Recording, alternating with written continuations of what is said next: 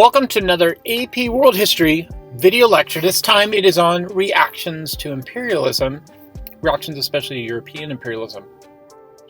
This particular section may remind you of a previous section we did on the reactions to the expansion of empires back during the post-classical time period. In this case, though, we're going to be looking at the reactions to European and North American imperialism. There were a large number of reactions and resistance to European imperialism and expansion in an attempt to dominate over local indigenous peoples. So how are we going to organize them all into a pattern? Well, there seem to be three major patterns. First, many groups resisted violently in order to try to retain their local power.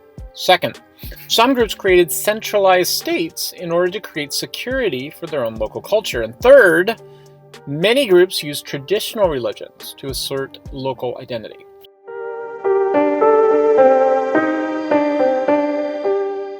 So, let's look at some examples of how violent resistance was used to secure position and identity. In the 1740s, a man named Tupac Amaru, a descendant of the last Incan emperor, Tupac Amaru, led a rebellion against Spanish rule. Similar to Father Hidalgo's movement in Mexico, Amaru did gain some support at first, especially amongst the lower classes. But when his revolution expanded and turned violent, he lost support from the Creoles. He and his family were eventually captured. Amaru was then mutilated and then killed. In 1880, Samori Touré led African military forces against French expansion in Guinea. He attempted to expand into the area that had been Mali. However, the French were going to defeat him. He ran, was captured, and he would be killed in exile in 1898. A last example of violent resistance took place in India. The British had recruited Muslim and Hindu men into the military to protect British expansion. The recruits were known as sepoys. They had a new rifle called the Enfield rifle. The recruits had to bite off the packaging that was rumored to carry a lubricant made of pork lard. This violated both local Muslim and Hindu customs. There's really no clear evidence that this rumor about the pork lard was actually correct, but there were precursors to that problem. The British Lord Dalhousie had imposed a policy of lapse. This meant that a Hindu leader could no longer appoint a successor if he had no heir. That was given to the British to appoint, and the British would then inherit that Hindu lord's lands. Also, Brahmin priests were stripped of many of their positions. Then Lord Dalhousie tried to impose a series of westernization rules. He allowed for the sharing of land between Christian converts and Hindu families. Many people saw this as an attempt to break down the caste system, so that's what led into that Sepoy Revolution, or what's known as the Indian Rebellion. Now let's look at some examples in which local groups created centralized states to try to secure their position and culture. At the beginning of the 20th century, a woman named Ya Asantewaa was queen of the tribes in the Kingdom of Ghana. They resisted the expansion of British rule. Asantewaa was the queen mother, and her job was to protect the golden stool, or a symbol of power for the Ashanti Kingdom. There was an internal debate between different groups in the Ashanti Kingdom over how to resist British rule. Asantewaa was famous for chastising the men for not standing against the British. She told them if they would not do this, then the women would have to be the rulers. During the rebellion, Asantewaa was captured and exiled to Seychelles, where she was executed in 1921. Another example was the Sokoto Caliphate, which was founded in the early 1800s in northern Nigeria. Dan Fodio led a rebellion against the Fulani and Hausa states who had exiled him. He led an army against the states and conquered them by 1815, creating the largest Muslim caliphate in northern Africa. He inspired Islamic rebellions in Senegal, Mali, and Chad. When Dan Fodio died, his son Muhammad Bello took control of the Sokoto Caliphate. The Caliphate remained strong until the 1890s, when it eventually fell into civil war. The British then conquered it and ruled through indirect rule. Another example of centralized state creation was when the Ottomans had controlled the region of the Middle East to northern Africa. Under Muhammad Ali, Egypt had broken free and tried to modernize. So there we had an example of where Egypt created its own centralized state. But then one of Ali's acts was to invade the local area in the Sudan and take it over, including its capital, Khartoum. He imposed heavy taxes and allowed for a slave trade. After Ali's rule ended in 1861, a new Egyptian governor, Ismail, tried to end the slave trade. So pretty good thing, right? End the slave trade. But at that point, slavery had become such a huge part of the local economy that the local people felt that their economy was collapsing. And at the same time, the British had entered, creating the Suez Canal, creating a fear of foreign intrusion. General Charles Gordon attempted to end the slave trade, but this created a fear of the British imposing their culture on the region. So there was a local Muslim leader named Muhammad Ahmed.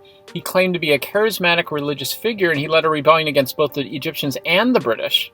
He captured the capital city of Khartoum, and he called himself the Mahdi. The Mahdi eventually died, and then internal divisions ensued.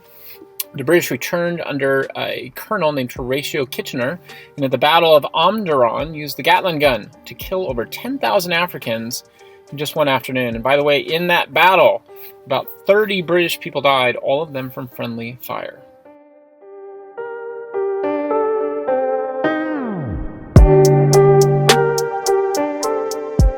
Okay, let's look at some final cases here about traditional religious beliefs and how that was used to secure local identity.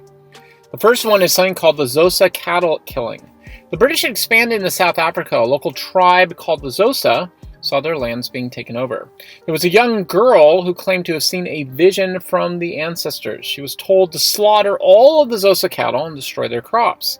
According to the ancestors, this would lead to the dead arising and pushing the British into the sea. This girl told her tribal elders, who did not believe her, but after hearing about some of her visions, the leaders came to believe her. They slaughtered hundreds of thousands of cattle.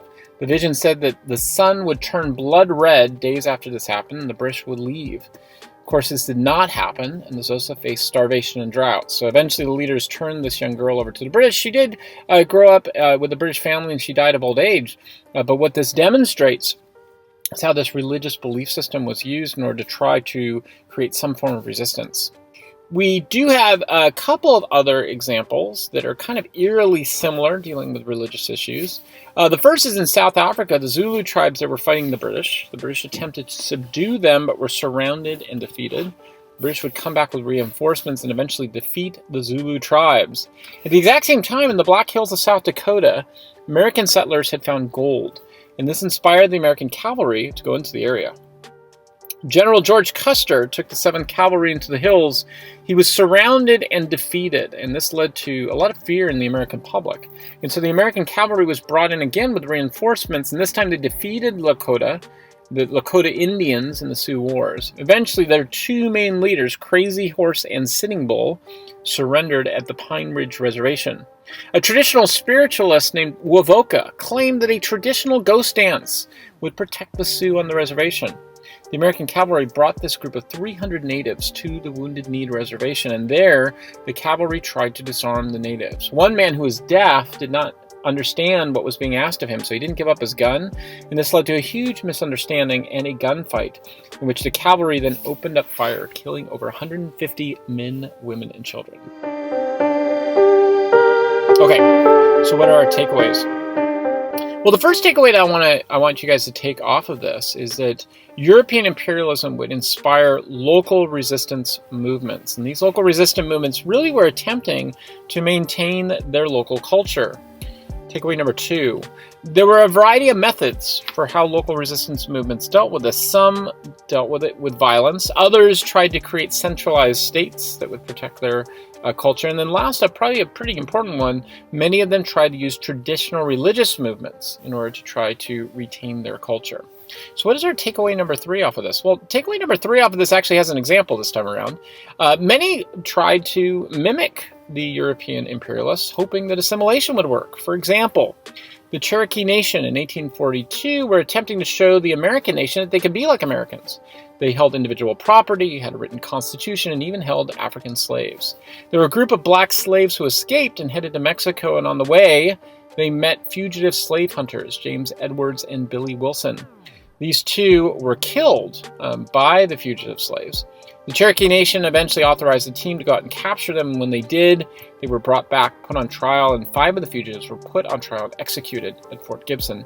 Here's why this takeaway number 3 is so important and why I've broken away from what I usually do and given an example for this takeaway.